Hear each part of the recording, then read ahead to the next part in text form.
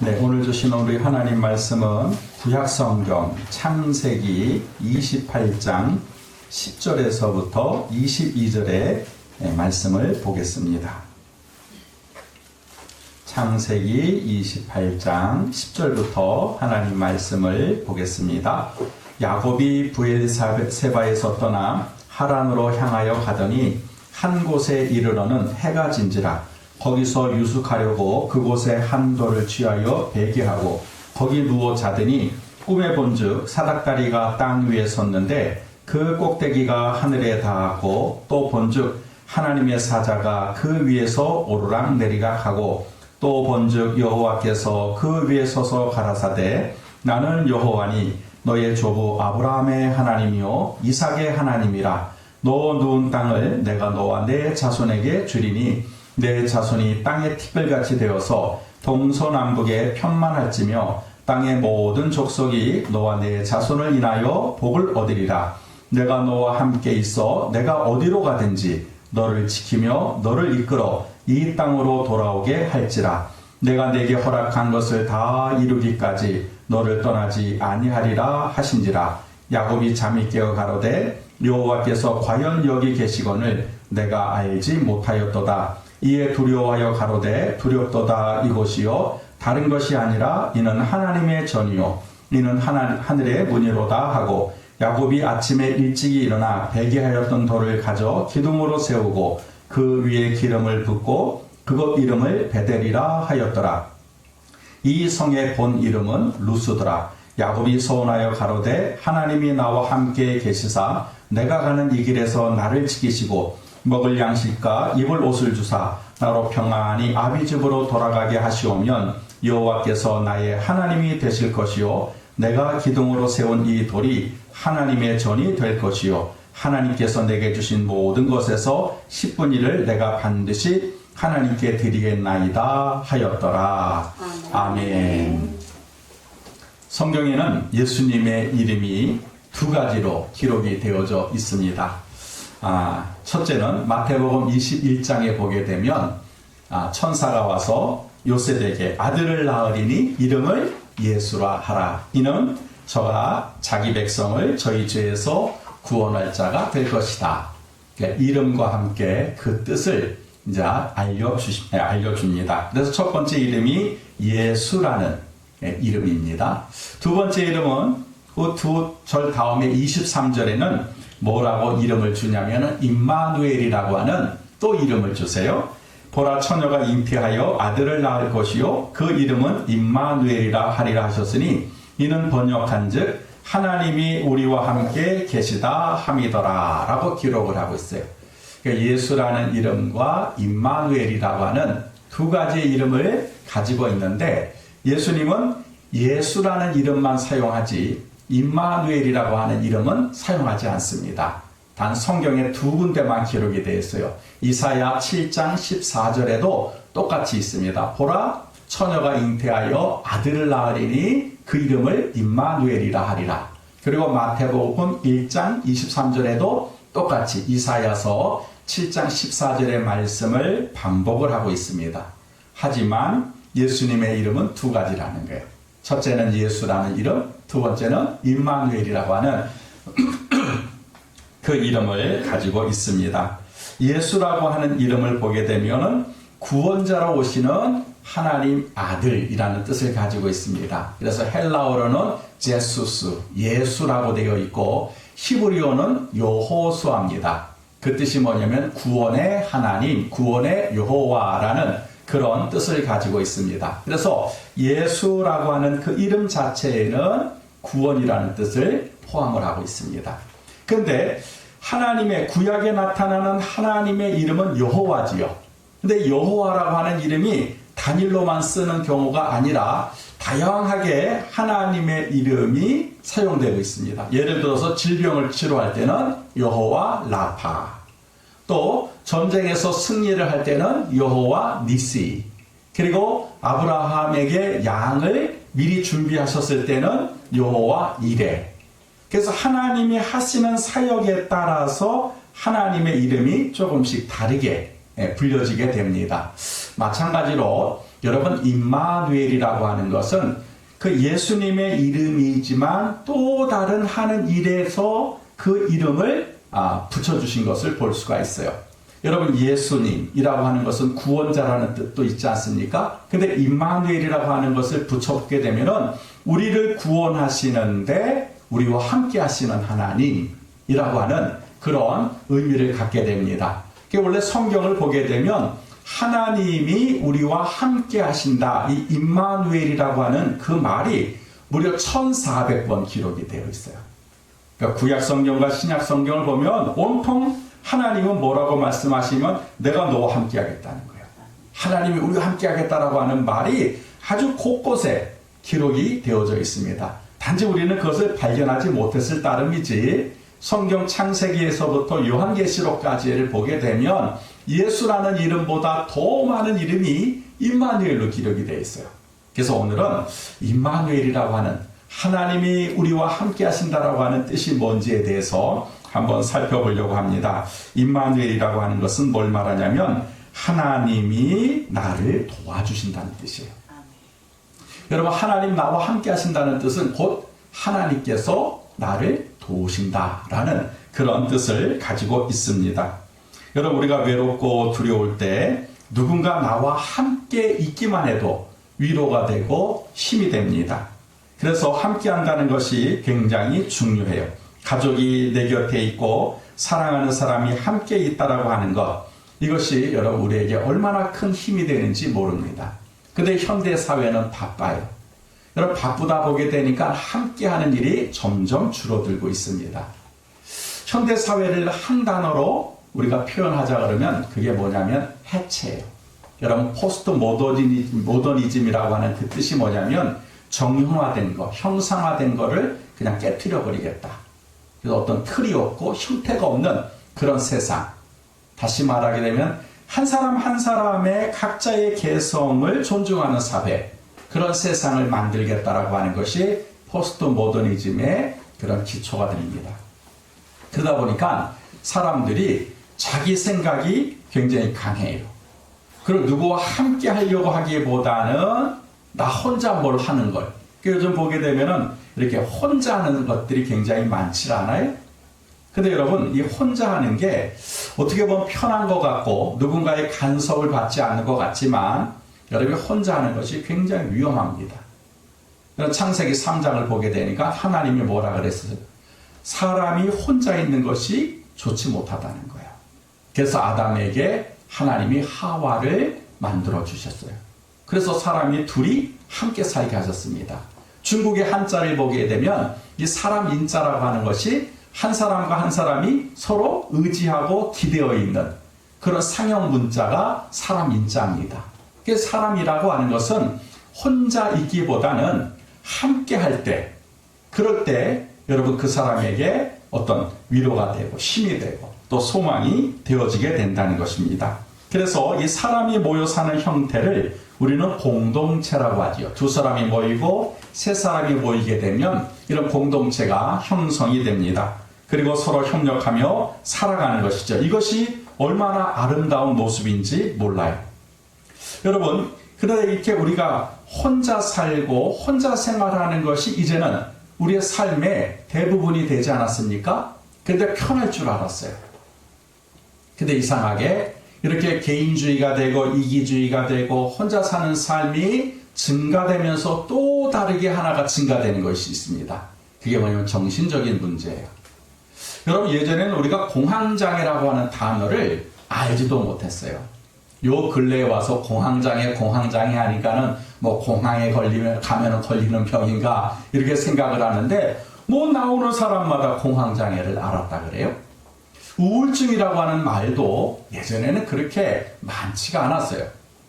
근데 주변에 보게 되면은 전부 다 우울증에 걸려 있다는 거예요. 이상하지요? 그렇게 삶은 편해지게 되고 내 마음대로 하는 인생인데 왜 예전에 없던 공황장애가 많아지고 우울증 환자가 증가하느냐 하는 거예요. 여러분, 유럽이나 미국 같은 그런 선진국을 보게 되면 거의 절반 이상이 여러분 정신적인 문제를 가지고 있다라고 합니다. 그래서 마약을 하는 거예요. 그 사람들이 마약을 하지 않으면 살 수가 없답니다. 그러니까 이제는 미국에서는 뭐예요? 마약을 합법화하겠다는 거예요. 이거 끊어버리게 되면 이 사회가, 정부가 그 정신적인 문제를 가진 사람을 컨트롤할 수 없다는 거예요. 그 정도로 여러분 심각한 문제가 되고 있습니다. 우리나라도 마찬가지예요. 그런데 여러분, 옛날에는 이런 마음의 병, 정신적인 병이 그렇게 흔하지 않았어요. 왜냐하면 우리가 핵가족이라고 해서 집안의 할아버지, 할머니, 부모님, 또 형제 다 어울려 살았잖아요. 함께 살다 보니까 서로 지지고 볶고 싸우고 다투고 하면서 인격이 형성이 되고 또 뭐예요? 함께 사는 법을 배웠던 거예요. 근데 요즘에 뭐예요? 많이 낳아야 한 명. 이제 또 뭐 아예 안 낳는다 그래요. 그러니까 함께 사는 법을 몰라요. 엄마도 돈 벌러 가고 아빠도 돈 벌러 가고 아이는 학원을 전전하는 거예요. 부부가 집에 들어와도 다 시간이 달라요. 그러니까 가족이 모여도 대화할 시간이 없다는 거예요. 물질적으로는 풍요해질지 몰라도 마음은 공허한 그런 시대가 지금 우리가 살고 있는 시대라는 거예요. 그래서 사람들이 외롭다는 거예요.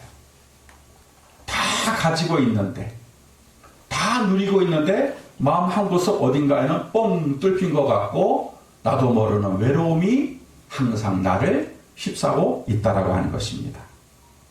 여러분, 이것이 오늘날 우리의 문제지요. 왜냐하면 함께하지 못하기 때문에 생기는 문제라고 하는 것입니다. 여러분, 이렇게 사람이 살다가 다 주변에 많은 사람들이 있는데 나 혼자밖에 없구나라는 생각이 들 때가 있다는 거예요. 아무리 사방을 둘러봐도 사람이 지나다니고 오고 가는데 나와 함께하는 사람, 내 마음을 알아주는 사람은 없다는 거야. 여러분, 그래서 사람이 외롭습니다. 나에게 관심도 없고 나에게 도움이 도와주는 사람이 없다라고 느껴질 때, 이럴 때가 가장 힘이 들고 위험한 때라고 하는 것입니다.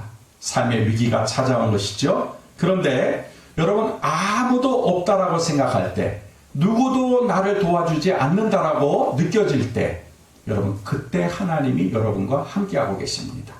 우리가 몰라서 그렇지. 여러분, 이사야서 41장 10절을 보니까 우리가 혼자라고 생각하고 갑자기 두려움이 엄습할 때 하나님이 말씀하세요. 두려워 말라. 내가 너와 함께함이니라. 놀라지 말라. 내가 너의 하나님이 됨이니라. 내가 너를 굳세게 하리라. 참으로 너를 도와주리라. 참으로 나의 의로운 오른손으로 너를 붙들어 주리라. 라고 말씀하고 있습니다. 뭐라고 말씀하세요? 두려워하지 말아라. 놀라지 말아라. 하나님이 우리에게 말씀하고 계신다는 거예요. 여러분, 사람이 두려울 때가 있지 않아요? 갑자기 두려움이 내 마음에 이렇게 내 마음을 사로잡게 되면은요, 아무것도 하지 못하게요. 두려움의 영 때문에 그래요. 여러분, 이렇게 두려울 때, 또 마음에 이렇게 떨림이 올 때, 여러분, 그때 우리가 얼마나 당황하게 됩니까? 예를 들어서 앞날이 막막해요. 갑자기 미래를 생각하는데 어떻게 살아야 되지? 여러분, 그 생각이 밀려오게 될 때요, 이게 감당이 안 되는 거예요. 왜? 가진 것도 없고 또 뭔가 할 수 있는 것도 없을 때, 여러분, 그럴 때 두려움이 나를 사로잡게 되는 것이죠. 또 미래에 대한 확신이 없을 때, 또 자신감이 떨어질 때, 여러분, 그럴 때가 있다는 것입니다. 그런데 잊지 마십시오. 그러한 때에 하나님이 뭐라고 말씀하세요? 두려워하지 말라는 거예요. 내가 너와 함께 하겠다는 거예요. 너 혼자가 아니라는 거예요. 그래서 너는 절대로 두려워할 필요가 없다는 거예요. 내가 너와 함께 할 것이고 내가 너와 모든 것을 공유할 것이라고 하나님은 우리에게 마음을 진정시켜 주시고 또 우리에게 위로를 하시고 또 우리를 도와주신다라고 말씀하고 있습니다. 여러분, 두 번째는 우리가 살다가 놀랄 일이 많잖아요. 병원에 갔는데 의사가 심각한 표정으로 암입니다. 청천벽력이죠. 그 얼마나 놀라겠어요. 또 사업을 하는 사람이 사업이 잘 되는데 지금 자동차 업계에서 이 반도체가 없어가지고 자동차를 못 만들어낸다는 거 아닙니까? 네? 미국이나 지금 유럽에서 자동차를 지금 달라라고 하는데 이 반도체가 없어서 글쎄 자동차 공장이 멈출 줄은 누가 알았겠습니까? 여러분, 이렇게 사업을 하다가 부도가 날 때 얼마나 놀라겠어요. 또 전화가 와요. 아무리 아빠, 지금 애가 교통사고 났어요. 내 자녀가 교통사고 났다는 그 소식을 들을 때요. 여러분, 엄청나게 우리는 놀라게 되는 것이죠. 이처럼 우리의 삶에 놀랄 일이 많이 있다는 거예요. 그런데 이렇게 놀랬을 때 하나님이 말씀하고 계세요. 야, 놀라지 마. 내가 너의 하나님이야. 내가 너를 도와줄 거야. 나의 의로운 손으로 너를 붙들어 줄 거야. 아무 걱정하지 말아라. 아무 염려하지 말아라. 하고 하나님이 우리에게 말씀하시고 있다라고 하는 것입니다. 여러분, 이것이 하나님이 우리에게 오늘 주시는 말씀이에요. 두렵니? 놀랬니? 걱정하지 마. 내가 너와 함께 할 것이고 내가 너를 도와줄 것이야. 라고 하나님은 끊임없이 성경에서 끊임없이 옛날부터 우리에게 말씀하고 있다는 사실입니다. 오늘 이 시간에도 하나님은 그 놀란 마음, 두려운 마음을 가지고 있는 우리에게 말씀하시는 거예요. 걱정하지 말아라. 염려하지 말아라. 내가 너와 함께 할 것이고 내가 너를 도와줄 것이라고 말씀하고 있다는 사실입니다. 왜 그랬습니까? 하나님이 함께 하시기 때문에 가능하다는 거예요. 하나님 나와 함께 하지 않는다면 여러분 우리는 두렵고 놀랄 수밖에 없지만 우리가 두렵고 놀랍고 떨고 있을 때 여러분 하나님이 멀리 있는 것이 아니라 나와 함께하고 있기 까닭에 하나님이 나를 도와주시고 나를 붙들어 주실 수가 있다라고 하는 것입니다. 그래서 임마누엘이라고 하는 영어가 뭐냐면 God with us예요. 네. 하나님이 우리와 함께한다는 거예요. 어느 때? 두려움이 몰려올 때, 어떤 때 놀랄 일이 생길 때, 다른 사람은 다 보이지 않지만 하나님은 내 곁에서 나와 함께하고 계시고 그리고 우리를 도와주고 계신다는 사실을 우리는 기억을 해야 될 줄 믿습니다. 임마누엘이라고 하는 두 번째 뜻이 뭐냐면 동행이라는 뜻을 가지고 있어요. 동행. 여러분 인생에 든든한 동반자가 있다면 그 사람은 성공한 사람이고 행복한 사람입니다. 여러분 누군가 나와 함께하고 있다고 생각이 되면 그리고 누군가가 내 인생의 길을 같이 걷고 있다면 그는 가장 큰 축복입니다. 근데 여러분 그렇지 않잖아요. 지금 내 곁을 한번 보세요. 내 인생에 누가 나와 같이 하고 있는지 내 삶에 나와 동행하는 사람이 누구인지 한번 보세요. 근데 많다라고 생각을 했는데 정작 보면은요 없어요. 여러분 그래서 우리의 인생이 늘 불안한 것이고 늘 외로운 것이죠. 여러분 이 부부는 서로의 평생의 동반자가 되어야 됩니다. 부모는 자녀에게 영원한 동반자가 되어야 돼요. 그런데 여러분 이런 공식이 깨어졌어요. 부부가 한평생 같이 살 것 같은데 죽을 때까지 동반자가 될 것 같은데 그게 우리 마음대로 안 되더라는 거예요. 여러분 우리나라가 OECD 개발도상국 가운데 10년 동안 여러분 이혼율이 1위입니다. 1위. 지금 유럽이나 미국은 이혼율이 줄어들고 있는 반면에 우리나라는요. 세 쌍이 결혼하면 한 쌍이 이혼을 한다는 거예요. 그러니까 이제는 옛말 검은 머리가 팥뿌리가 될 때까지 같이 산다라고 하는 것은 여러분 참 힘든 이야기가 됐어요. 요번에 또 빅 뉴스가 나오지 않았습니까? 미국의 빌 게이츠라고 하는 그런 마이크로소프트를 설립한 그 회장 부부가 이혼에 합의를 했다는 거예요. 직장에서 만나서 서로 사랑하고 자녀를 셋이나 낳고 그리고 그 빌하고 밀린다 그 복지재단 아프리카의 그런 질병을 퇴치하기 위하여서 그런 복지재단을 만들어 놓고 평생 봉사하겠습니다. 우리가 함께 봉사하겠습니다. 약속을 했지만 이제 그 약속이 깨어지게 된 거예요. 이게 현실이에요. 여러분 부부가 평생 같이 갈 것 같은데 그렇지 않다는 거예요. 여러분 부모와 자녀 간의 관계는 어떻습니까? 물론 좋은 부모님들은 자녀를 낳으면 여러분 영원토록 자녀를 돌봐주지요. 그리고 함께 하지요.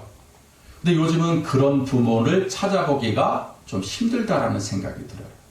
운다고 때리고 똥 오줌 못 가린다고 또 밥을 굶기고 또 말 안 듣는다고 쫓아내고 그래도 여러분 때리고 굶기고 쫓아내는 건 그래도 괜찮아요. 이제는 죽여요. 이제는 뻑하면 죽이는 거예요. 이번에도 원주에 있는 그 부모를 보세요.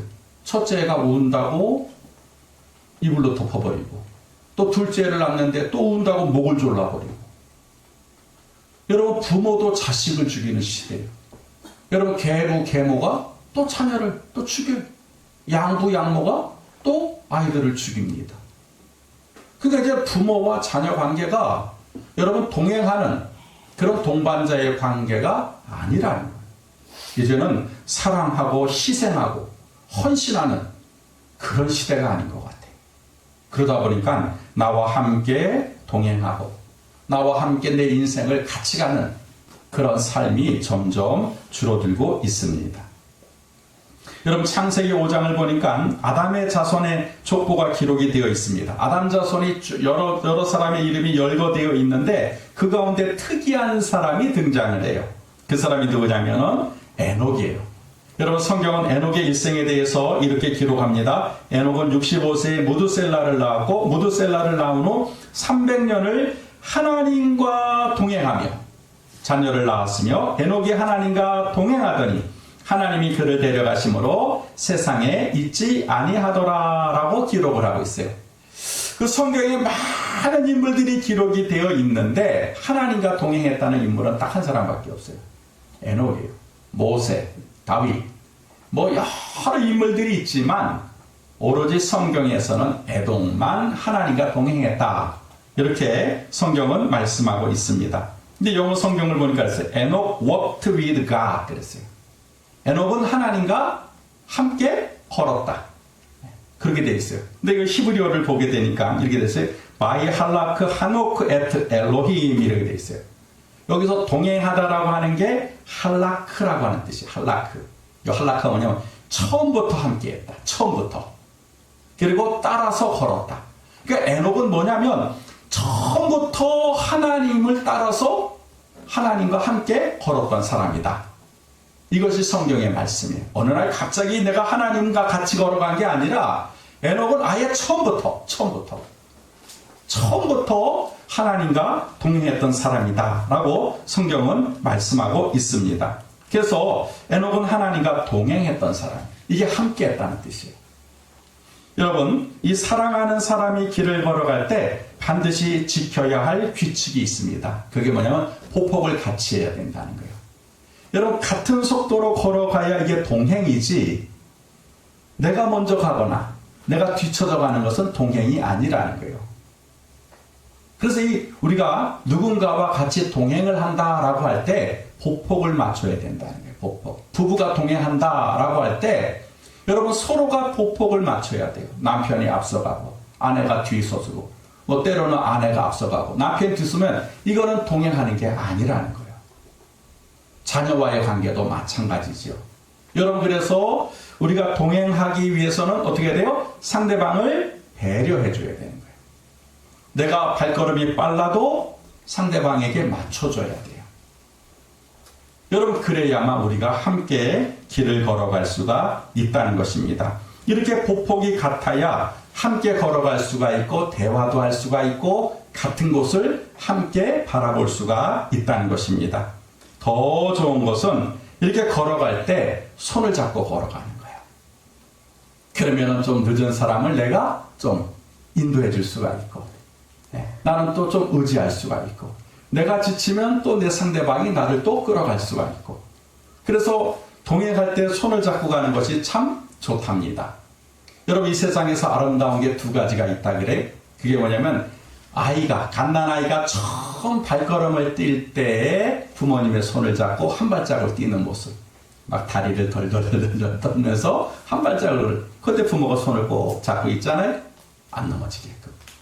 더 아름다운 것은 나이가 지긋한 노부부가 허리가 굽었는데 서로가 손을 잡고 길을 걸어가는 모습. 이제 서로가 의지하는 거지. 그리고 서로를 지켜주는 거죠. 여러분 이것이 얼마나 아름다운 모습인지 모릅니다. 근데 그보다 더 아름다운 모습이 뭔지 아십니까? 믿음의 성도가 하나님의 손을 붙잡고 믿음의 길을 걸어가. 여러분, 우리가 인생에서 내 동반자와 함께 길을 걸어 손을 잡고 길을 걸어간다면 우리 믿음의 성도는 하나님의 손을 잡는 거예요. 그리고 하나님과 함께 길을 걸어가는 것. 여러분, 이것이 바로 동행이라고 하는 것입니다. 빌립보서 3장 12절을 보게 되면 이 바울이 놀라운 고백을 하고 있어요. 뭐라고 고백을 하냐면 내가 이미 얻었다 함도 아니요 온전히 이루었다 함도 아니라 오직 내가 그리스도 예수께 잡힌 바 된 그것을 잡으려고 쫓아가노라 그랬어요. 여러분, 바울은 예수께 잡힌 바 된 그것을 잡으려고 쫓아간다, 이렇게 기록이 되어 있는데 이게 의역이에요. 이게 원래 보게 되면 예수님이 나를 붙잡은 그 방법대로 이제는 내가 예수님을 붙잡습니다, 이런 뜻이에요. 처음에는 예수님이 내 손을 꽉 붙잡아 주셨는데 이제는 내가 예수님의 손을 붙잡습니다. 이게 동행이라고 하는 거예요. 여러분, 부부가 길을 걸어갈 때 아내가 손을 잡으려고 하면 뭐 창피하게 손 잡으려고 그래. 그러다 나이가 들어요. 남편이 이제 힘이 없어가지고 제대로 걷지 못할 때 어떻게 돼요? 아내의 손을 붙잡아야 되잖아요. 그때 아내가 이시처럼 젊었을 때 나한테 핑계를. 그러면 이제 동행지가 안 되는 거예요. 힘이 없을 때 당신도 이제 늙었구나. 그래, 내 손 잡아요. 그러면 함께 걸어갈 수가 있어요. 우리도 신앙이 그렇잖아요. 처음에는 예수님이 내 손 잡아라. 아유, 무슨 내가 예수님 손 잡아요. 나 예수님 필요 없어요. 그러다가 어느 날 내 마음이 외로워지고 예수님이 필요할 때 주님 내 손 좀 붙잡아 주세요. 내가 주님 손 붙잡고 싶어요. 그런데 예수님이 아무 말 없이 그래 하고 내 손을 꽉 붙잡아 가자. 여러분, 그게 함께 한다는 뜻이고 그게 동행이라고 하는 그런 뜻입니다. 사랑하는 성도 여러분, 예수님 이미 우리의 손을 붙잡고 계십니다. 근데 여러분이 예수님 손만 붙잡으시면 되는 거예요. 여러분, 그것이 함께하는 것이고 그것이 동행하는 것이라는 사실을 우리는 기억을 해야 될 줄 믿습니다. 마지막에는 이 임마누엘이라고 하는 뜻이 뭐냐? 하나님이 인도하신다. 하나님이 인도하신다. 여러분, 오늘 본문의 주인공은 야곱이지요. 야곱은 굴곡진 인생을 살았습니다. 이 장자의 축복을 받기 위해서 위험을 감수했지요. 이제 그래서 이 축복을 받기 위해서 장자의 복을 이제 완성하기 위해서 부모를 떠나고 고향을 떠납니다. 언제 돌아올지 모르는 그런 여행길에 오르게 된 것이죠. 그리고 이제 베델이라고 하는 곳에 도착해서 잠을 자게 됩니다. 거기는 들판이에요. 아무것도 없는 그런 황량한 들판입니다. 여기서 하룻밤을 지내게 되는데 잠이 들어요. 그리고 꿈을 꿉니다. 근데 이게 예사 꿈이 아니에요. 그리고 이 꿈을 통해서 야곱은 이제 정말 장자의 복을 받게 되고 다시 이제 일어나는 그런 힘을 얻게 됩니다. 여러분, 이 꿈을 우리는 잘 아실 거예요. 근데 이 꿈 중에서 가장 핵심이 되는 말씀이 오늘 본문 15절입니다. 이게 임마누엘이라고 하는 거예요. 자, 다시 한번 15절. 오늘 본문 창세기 28장 15절을 한번 보시기 바랍니다. 내가 너와 함께 있어. 이게 임마누엘이에요. 그 다음에 내가 어디로 가든지 너를 지키며 너를 이끌어 이 땅으로 돌아오게 할지라. 내가 내게 허락한 것을 다 이루기까지 너를 떠나지 아니하리라. 이게 임마누엘이거든요. 여러분, 하나님의 말씀이 이 야곱으로 하여금 외삼촌집에서 21년을 견디게 만듭니다. 그리고 마침내 이제 고향 땅으로 돌아오게 만드는 그런 원동력이 되는 것이죠. 이 하나님의 약속은 크게 두 가지예요. 첫째가 뭐냐면 어디로 가든지 내가 너를 지켜줄 것이다. 두 번째가 뭐냐면 내가 약속한 거 다 이루겠다는 거예요. 하나님은 내가 너에게 약속한 건 내가 무슨 일이 있어도 내가 다 이루겠다라고 하나님이 말씀을 하고 있습니다. 그래서 이 두 가지 약속에 포함된 내용이 뭐냐면 첫째가 여러분 하나님이 함께하겠다라고 하는 임마누엘의 축복이 있고요. 두 번째는 뭐냐면 그 약속을 내가 성취하겠다라고 하는 성취의 축복이 담겨져 있습니다. 다시 말하면 야곱에게 하신 하나님의 말씀이 야곱에게만 국한된 것이 아니라 오늘을 사는 우리에게도 동일한 말씀이라는 거예요. 내가 너와 함께 있어 어디로 가든지 내가 너를 지키겠다는 거야. 이게 하나님의 지금 우리에게 주시는 말씀이에요. 그리고 내가 약속한 것은 내가 이루기까지 내가 너를 떠나지 않겠다. 반드시 성취하겠다 하는 것이 또 하나님의 약속의 말씀입니다. 왜 하나님이 야곱에게 그리고 믿는 우리에게 이렇게 말씀하시는가 하는 것입니다. 이유는 딱 하나예요. 아버지이기 때문에 그래요.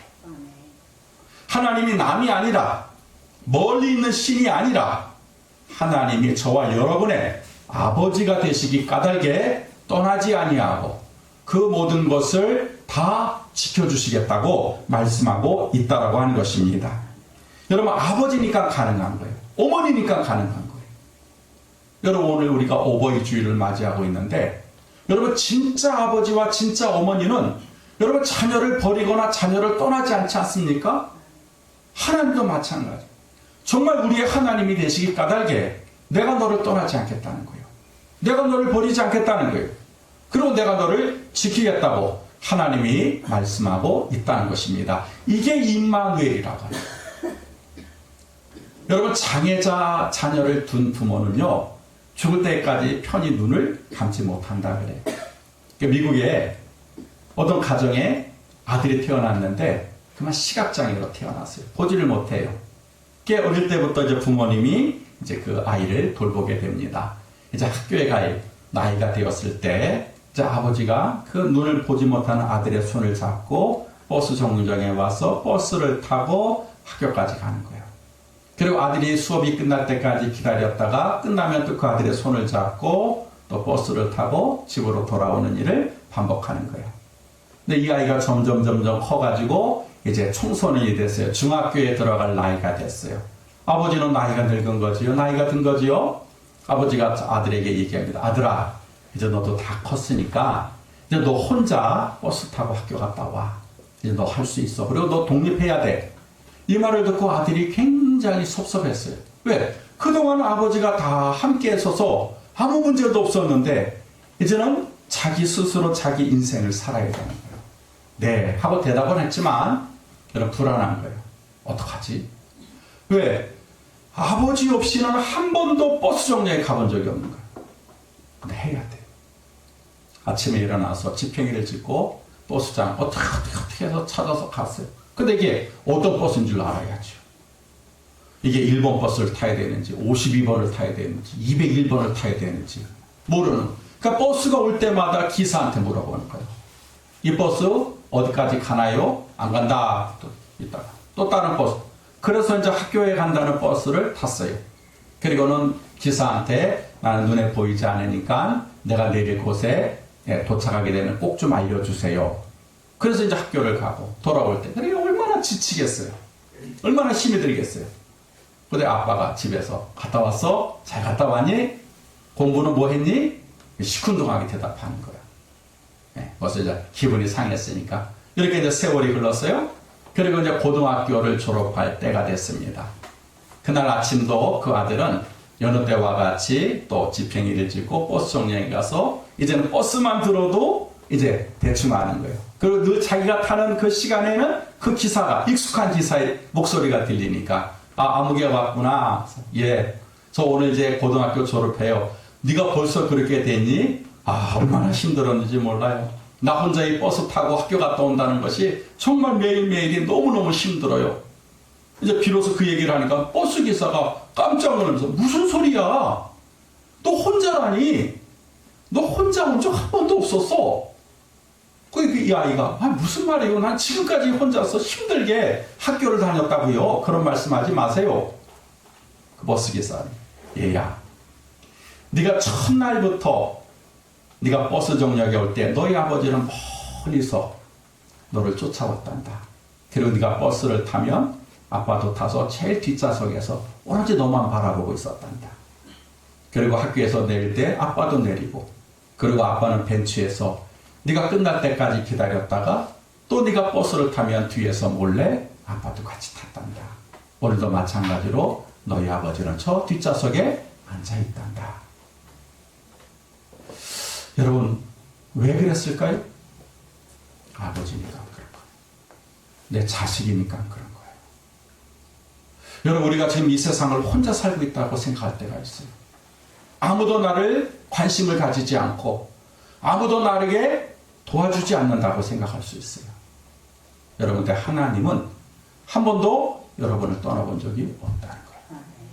지금 이 시간에도 하나님은 여러분을 지켜보고 계시고, 그리고 여러분이 필요할 때 여러분의 손을 붙잡아 주시고, 그리고 여러분을 도와주고 계신다라고 하는 사실입니다. 하나님 우리 아버지가 되시기 때문에 그래요. 여러분, 그러므로 여러분, 우리가 꼭 알아야 될 것이 하나가 있습니다. 하나님은 임마누엘의 하나님이라는 거예요.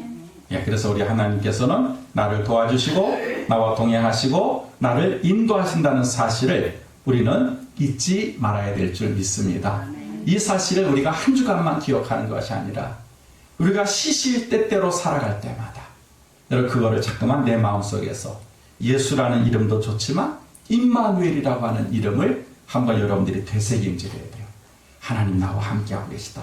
예수님이 나와 함께하고 계시다. 성령님이 나와 함께하고 계시다. 여러분, 그렇게 생각만 해도 여러분, 우리가 위로가 되고 우리가 힘이 되고 또 자신감을 갖게 될 수 있을 줄 믿습니다. 그래서 여러분의 마음속에 이 임마누엘이라고 하는 그 하나님의 이름이 여러분의 신비에 꽉 새겨져서 떠나지 아니하는, 늘 함께하는 그런 축복이 영원토록 이어지기를 주의 이름으로 축복합니다. 기도하겠습니다. 하나님, 오늘은 우리가 어버이 주일로 맞이하게 됩니다.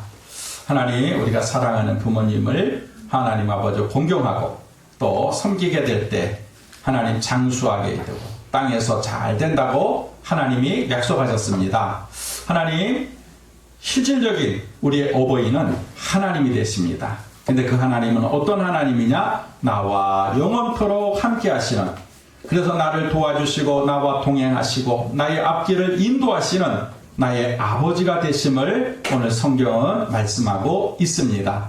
하나님, 우리 하나님의 손을 이제는 굳세게 붙잡고 하나님 동행할 수 있는, 같이 보폭을 맞출 수 있는 우리 믿음의 성도들에게 축복해 주시옵소서. 예수님 이름으로 기도했습니다. 아멘.